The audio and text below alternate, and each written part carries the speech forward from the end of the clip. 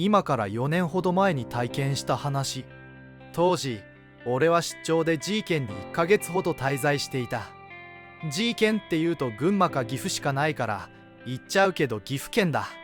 しかも岐阜って言っても市内より三重県に行った方が早いような田舎だった。近くにお住まいの方ごめんなさい。田舎って言っても駅周辺はカラオケやキャバクラ等の娯楽施設があったし、退屈はしなかった。仕事は出張だから残業もなく定時に帰れた。初めのうちは知り合いもいないからまっすぐビジネスホテルに帰ってたんだけど、人恋しくてあるバーに立ち寄った。そのバーはマスターが一人で切り盛りしてて、カウンターが5席にテーブルが2席ほどの小さい店だった。マスターは坂口健二をさらに男臭くして年を重ねたって風貌の人だった。話もうまくて知り合いもいない土地に来ていた俺はいつしか仕事帰り毎日寄るようになった。1週間も連続で通うと常連のお客さんとも顔なじみになり、くだらない話で盛り上がった。特に仲良くなったのはたかしさんと呼ばれる40歳前の方とさあちゃんと呼ばれるアジアン美人の女の子だった。たかしさんとさあちゃんも仲が良かったのでマスターを交えた4人でいつも閉店まで盛り上がった。そんなある日のこと、いつも通り仕事を終えた俺はバーに向かった。地下へ続く短い階段を降り、バーの分厚い木製の扉を開けると、いつもカウンターに座っているさあちゃんがテーブル席に座っていた。友達も一緒のようで女の子3人で飲んでいた。俺は一番奥のカウンターに座るとマスターにビールとお任せでパスタを注文した。しばらくするとたかしさんも来店し、俺の隣に座り2人で海外サッカーの話をしていた。するとさあちゃんが話しかけてきた。ゆうきさんって幽霊とか信じます？俺は突拍子もない質問に面食らったが、その手の話は大好きだったので信じると答えた。なぜかほろ酔いのたかしさんも幽霊は絶対にいると主張しだした。マスターまで話に乗ってきて話題は怖い話になった。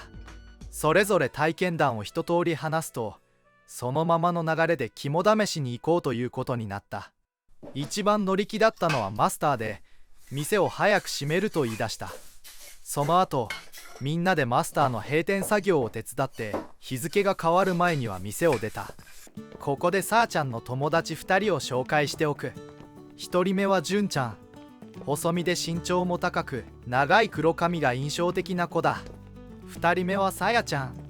小柄でボブがよく似合う女の子らしい子だ。俺は女性3人には申し訳ないが、心の中で品定めなんかをしていた。結局俺の心はアジアンビューティーなさあちゃんを選んでいたんだけど、女性3人と俺とたかしさんとマスターの6人で駅前の繁華街を歩き、マスターの車が止めてある駐車場に向かった。その時シラフだったのはマスターだけだったので、当然ドライバーはマスターになったってわけだ。マスターの車は有名なドイツのワゴン車だった。案外バーって儲かるんだなって思ったのを覚えてる。運転席にはマスター、助手席には純ちゃんが座った。2列目にはたかしさんとさやちゃん。俺は当然のようにさあちゃんと最後部に座った。目的地は通称川崎村と呼ばれる廃村地。何でも明治から昭和にかけての時期に廃村になった村らしく、今でも当時の民家等が一応残ってるらしい。もっぱら建物はボロボロらしいけど、俺は地元じゃないので川崎村のことは全く知らなかったけど、意外だったのは地元民である他の5人も話を聞いたことあるレベルで実際行った者はいなかった。要するに地元でもそんなに有名なスポットではないってことだ。かろうじて最年長のマスターが川崎村までの行き方を知っていた。どうもここから車で山に向かって1時間くらい走らせるらしい。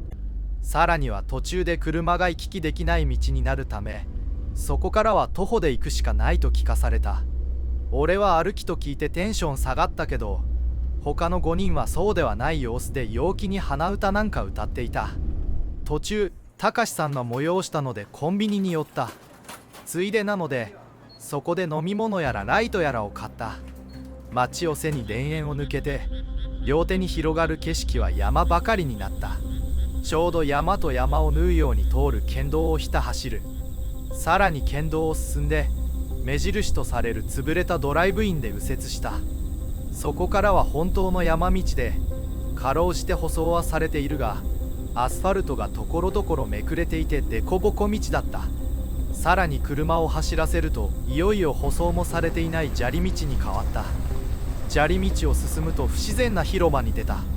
広場から先は黒と黄色のロープが張ってあり、ロープには看板がぶら下げてあった。土砂崩れ注意、立ち入り禁止、なんとか市役所。ここから先は情報通り徒歩で行くしかないようだ。ロープをまたぎ、6人は細い砂利道を慎重に進む。月明かりも木々に遮られて視界は非常に悪い。しかも膝上まで伸びきった草もせいで歩きにくい。それだけで十分心霊スポットとして合格だった。ただ雰囲気はあるものの、その時はまだ嫌な感じとかはしていなかった。どんどん草をかき分けて進むと、またちょっとした広場に出た。その広場は捨てられた家電製品やタイヤの残骸が山のように積まれていた。おそらく不法投棄だろう。そしてその広場を抜けるとさらに細い獣道になった。道を間違えたんじゃないかと女性陣は口々に言っていたが、マスターが言うには間違いないらしい。というか、この道らしき道を進む以外はうっそうとした木々が邪魔をして歩けるスペースなんかなかった。15分ほど獣道を進んだだろうか。ふと先頭を歩いていたマスターが立ち止まった。それにつられるように全員歩みを止める。マスターの目線の先には大きな石碑が2つ並んでいた。並ぶといっても、石碑と石碑の間には車2台がすれ違えるほどの間隔があった。ちょうど石碑と石碑の間が門のように見えた。東大寺の金剛力士像を思い出すとイメージしやすいかな。右側石碑は全体的に四角い感じで、大きさで言えばお墓程度のもの。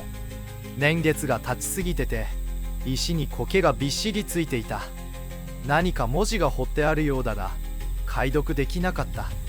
今思えば村の名前が彫られていたんだと思う。そして左の石碑は全体的に丸みを帯びたりして非常に大きかった。こちらも文字が彫ってあったが、四角い石碑同様読み取ることは難しかった。ただ一頭碑の文字がかろうじて読み取れた。石碑と石碑の間を抜け、俺たちはいよいよ村に侵入した。地形だけから見れば山間の村、そんな印象だった。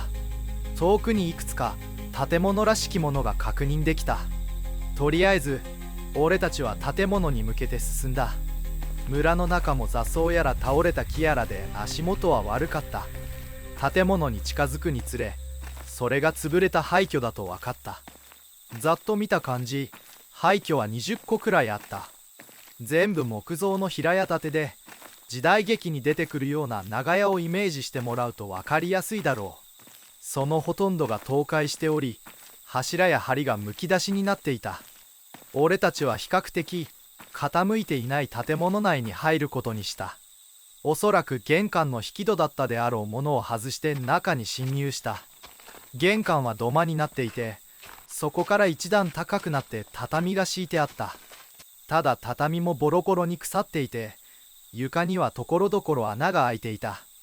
俺たちはつまずかないように慎重に民家内を捜索した。特に変わったものはなかったが、明治時代に廃村になったとは本当のようで、電化製品の残骸はおろか、照明設備がないことがそれを証明するようだった。あの時代はランプやろうそくで照らしていたんだなぁとしみじみ思った。あれこれ探し終わり、俺たちはその民家を出た。そしてそこからなるべく入りやすそうな民家を3、4軒見て回った。以前にも肝試し客が訪れた痕跡、ジュースの関東があったけど、ここ数十年は誰も来ていないようだった。なんせ見たことないメーカーのジュースの缶だったし、ペットボトルなんかはなかったしね。一通り見終えて、俺たちは一服することにした。思ったより怖くないなど口々に言いながらタバコをふかしていると、民家の裏の丘の方からおえつというか動物の鳴き声というか説明しにくい声が聞こえた。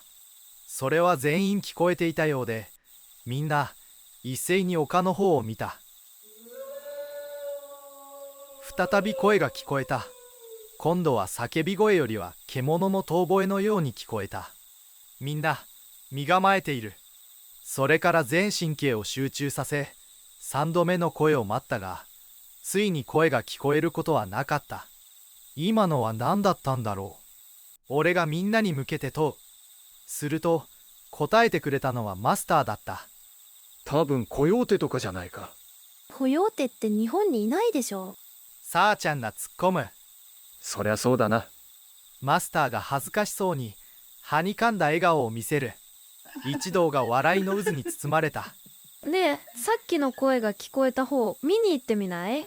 さやちゃんが提案する。みんな動物だと思ってたんで、この時点で反対する者はいなかった。民家の裏庭を抜けて少し小高くなった丘を登った。下からではよく見えていなかったが、丘を抜けるとそこはだだっ広い草原になっていた。そして草原のちょうど中央部には小屋があった。中からは明かりが漏れているようだ。誰かいるのかな？近づいて確認してみるか。6人は恐怖心よりも好奇心が勝ったため、小屋まで進むことにした。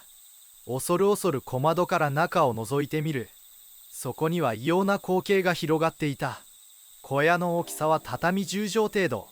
部屋の四隅にはろうそくと盛り塩、そして犬、豚、牛、鶏の頭が置かれていた。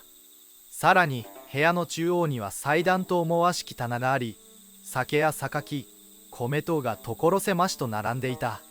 そして部屋の壁一面は墨で殴り書きしたような文字で埋め尽くされていた。一番驚いたのは祭壇の前で白髪の老婆が祈りを捧げていたことだ。何やら唱えているが、それが日本語なのかさえ判断しかねる内容だった。でもその呪文を唱えるリズムが妙に心地よく、酒に酔っている時の感覚と似ていた。俺は周りのみんなを見渡した。みんながみんな目を細め気持ちよさそうに呪文に耳を傾けている。老婆はなおも呪文を唱え続ける。そして何やら麻の袋から取り出した。それは多分人間だった。しかもペラペラの、きっと人間の皮を剥がしたものだったと思う。あまりのグロテスクさに純ちゃんとさやちゃんが悲鳴を上げてしまった。その瞬間、老婆が俺たちに気づいた。俺にはそう聞こえた。そして老婆は次の瞬間、四つん這いになって俺たちの方にかけてきた。そう、まるで犬のように。俺たちは一目散で小屋から離れ、丘を下った。周りの心配をしている余裕はなかった。ただ叫び声や走る音で全員ついてきていると分かった。倒壊した集落を背に石碑の広場まで一気に走り抜けた。息を切らしてみんなの安否を確かめる。どうやら全員逃げ切ったみたいだ。遠くの方ではまた遠吠えが聞こえた。多分この声はあの老婆のものだろう。きっと動物の霊を体に下ろしているに違いない。みんな無言でマスターのワゴン車まで戻った。帰りの車内もみんな一様に無言だった。気づくとバーの前にいた。軽く挨拶を交わし、それぞれ帰路に着いた。次の日から俺はバーに通うことはなくなった。